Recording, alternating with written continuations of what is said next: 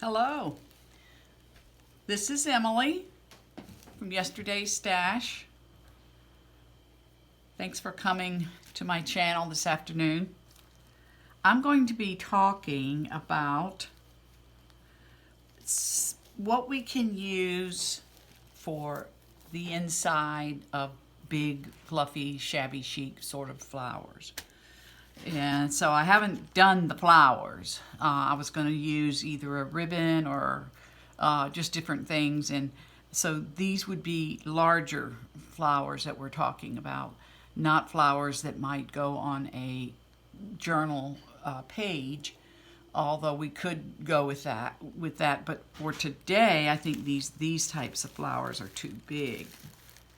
But this is an example of the kinds of flowers that you can buy. This is fabric. This is an interesting, very interesting fabric. It was like $50 a yard, so I couldn't afford to get more than a quarter of a yard. And so look at the different motifs, and that's what I've been spending time cutting out. There's two different flowers in here. There's these little almost daisy looking things that you can put an inside on, but there's also these that I have cut some of them out. So this I got actually in London several years ago, and it was at a fabric store on Berwick, Berwick Street. And so this would be a great small flower, that could go on a page, and so could these. But for putting them in big flowers is what I was looking for, and I think that something like that would look really good in it. I probably still want to have some sort of a jewel or something right here. But that's one example of how we can take a piece of fabric and do something with it. But on the other hand, let's take a look at just a piece of lace. Here's an example of pieces of lace. This is a piece of lace that I found at my used thrift store, and you can sort of see a rough sort of round that could actually be cut into a flower, even though this fabric is beautiful and can be used in various ways. If you notice, well, this was 2 yards for 75 cents, and but each motif could be a flower that could go in the middle. My daughter's mother passed away, and my daughter's mother-in-law, and so she had these really neat sort of table runners, and it has like a little hexagon or whatever in it. And my daughter gave them to me. And so I've been cutting them up and using them. And I coffee dyed some, but this particular looks a little bit darker. But this is what I had cut them out to look like. And you use them in small or large. But they turn out really, really cute to put either in the center of a big flower or so forth. But I got a long ways to go before I'll be finished with those. Here's a piece of lace that has a nice flower motif. I mean, that could be used. It's just a half of a piece of fabric, and this flower has been cut off, so really the only flower part that could be used would be this very, very bottom part. And here's some more of it, and there it is. That could be and then if it was coffee dyed or something like that, This is a long piece of lace that has, the flower is more of an oval, and so you know, this might be better made into a big flower, but if I wanted, I could sort of form that into a flower. And now I'm taking a look at some of my doilies, and it looks like this is an old doily that I think this was from the old home place, but it has a little raised section, but each flower is just really, really pretty. And if I wanted to, I could cut into the edges where they have it on the inside. And then this is a huge oval that has hearts in it, which could be a nice piece of for a any of these that are left, like this little motif here would be good in a small collage. So I think if we could find some doilies that have flowers in them, and here's one that I have already cut the flower out of it, and I ended up in looking through my things, I found that I have 3 of these that would make nice big flowers if cut out all the way around. It could be stacked. It could be, I could have a stacked look where I stack them kind of 2 or 3 together, and then maybe loosely glue them together and have a flower. So this entire set here could be, and I've washed them all, and so I've had to, in order to be able to really see the pattern, you have to iron it. This is one that I haven't ironed yet, so it's kind of wrinkledy looking, but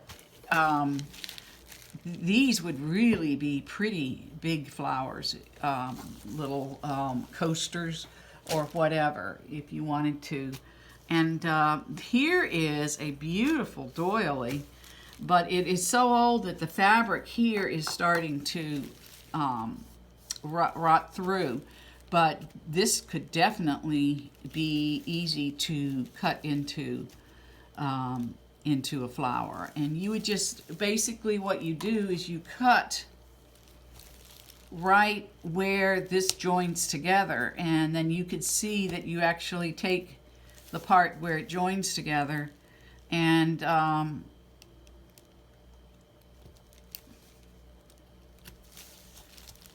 that one didn't work, but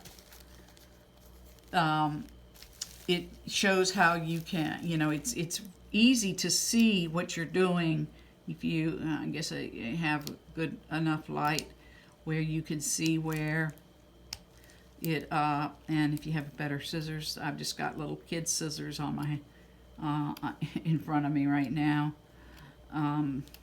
But just really, really, and then put them in some coffee or tea stain, and have a little flower there to go. So that's just a real simple little doily. And here's a piece that I found in a bin that has 2 different motifs. This motif here, actually this is the wrong side, and then the flower. So again, I would probably, actually for this, I'd probably want to take a seam ripper to cut into it in order for it to turn out really good. But it is just a beautiful little dainty runner sort of a thing that was at one time lace on something. Another that I found when I was in London a few years ago, again, these things were like $50 a yard. So I got like an eighth of a yard of about 10 different ones. And this is just a round circle with a hole in it. But you can, I can use the ones that are here to cut out, and they're pretty easy to cut, and then use it as the base or the bottom of a flower, or use it as for a larger flower, the center, and put something, a jewel or an old earring or something in the middle of it. Another piece that I found that, is very similar to the one from before, I think. But it does look very similar. And this is going to have to be ironed better too in order for me to be able to really see what the patterns are, because I try to wash everything as soon as I bring it into the house, and you never know. But this here, the flower actually goes out here. So when you go to cut around here, you've got to, so it's kind of getting a picture of what it looks like for design, and then right here in the middle is another. Then this is a big, huge piece of lace that I found that has several nice flower motifs in it that could be used for the centers of flowers. So a lot of cutting. This right here is where you take different smaller doilies, I guess, crocheted circles, and stack them up to make them be a flower. This one I made. What I did was I took and I cut off a piece. You can see where I zigzagged together with a needle and thread, and then I added right here in the middle. But I think I would probably want to have, maybe something else with it to make a nice big floral display or floral splash. And all of these, you could go with something that is a little bit, with these three, you could go with something that is a little bit bigger and work with it. For instance, something like this, that's a slightly different color, and then something like this, or even smaller. But then, you can go into the inside of some of these smaller ones and cut out around the inside, and there's flowers on the inside of all of these. So when I did a thorough inventory of all of my possibilities for the insides of flowers, I was thinking I was going to have to go to the thrift store and see what I could find, but it seems like that I have quite a bit of things to work with. I'm basically trying to look for both in the pages of the book, as a part of a collage in the page, or on the outside of the cover of the book. So depending on the size or how big, you could use your doilies. And then now we're going to go to the real tiny pieces, or the smaller pieces. Let me just say small pieces. And I've already cut some of these.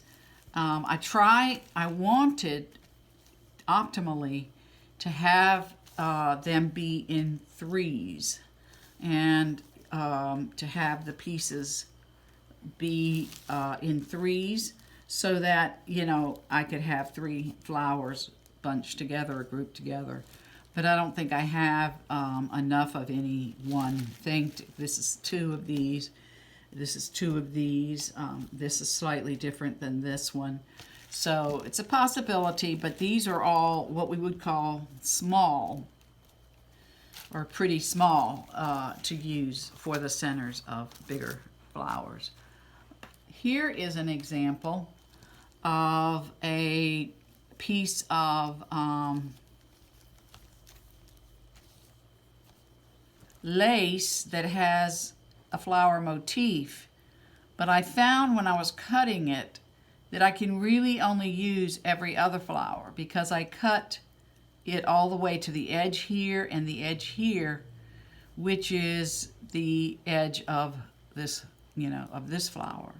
So that, I could use that little centerpiece for something that would work. I'm see if I can find my good scissors, but it doesn't appear that I have any close by. Here's a huge pair of scissors, but if I was to take this and cut it, and this and cut it, I would make, kind of a nice loosely woven flower.